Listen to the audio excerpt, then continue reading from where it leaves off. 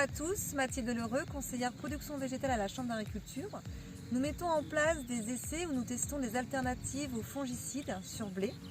L'objectif est d'obtenir des références et de préparer l'évolution des résistances des souches de septoriose aux matières actives actuelles et face à la réglementation avec les retraits des matières actives. L'essai est implanté à Canda sur la variété Chevignon, semée au 25 octobre précédent maïs.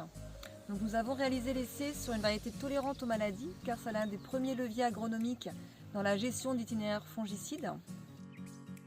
Dans l'essai, nous avons testé différents produits de biocontrôle, des extraits fermentés, des thés de compost, en comparaison à la modalité fongicide préconisée.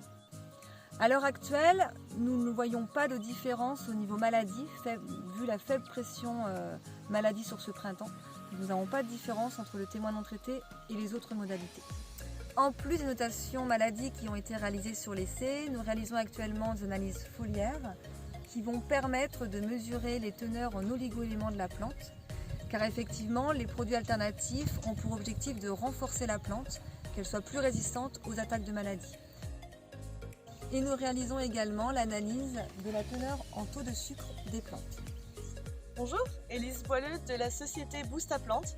Donc, la Chambre d'agriculture nous a proposé de tester nos produits, donc nos préparations naturelles, dans les essais pour du blé. Donc, nous produisons des extraits fermentés, des macérations, des décoctions et des infusions. Donc, nous avons fait deux modalités. La première 100% naturelle avec des préparations naturelles. Et la deuxième, nous avons couplé les demi-doses fongicides avec des préparations naturelles. Pour commencer, nous avons fait 3 passages de décoction de prêle. Alors il fallait que le sol soit inférieur à 12 degrés et donc ça correspondait à peu près à fin mars, début avril. La prêle était importante pour faire une protection fongique en préventif parce que la silice que contient la prêle fait une barrière mécanique sur les feuilles et donc permet la protection, empêche les champignons de passer. Ensuite, nous avons passé les extraits fermentés. Donc le sol était après les 12 degrés et nous avons fait 3 à 4 passages tous les 15 jours. Les extraits fermentés servent à plusieurs choses. La première, nourrir la plante, apporter des oligo-éléments, des minéraux, des vitamines et même des acides aminés. Et la deuxième fonction, c'est de stimuler les défenses des plantes et donc préparer à d'éventuelles attaques. Donc là, on mesure la vitalité des plantes. C'est la capacité de la plante à bien assimiler tout ce qu'on va lui apporter, que ce soit traitement ou préparation naturelle.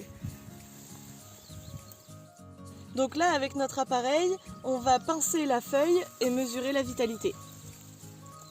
Donc ici, on est à peu près à 70% de la capacité de la plante à assimiler tout ce qu'on lui apporte. Le taux de Brix est important à obtenir, c'est la teneur en sucre de la plante. Et donc plus une plante est riche en sucre et moins elle est susceptible de se faire attaquer ou de tomber malade.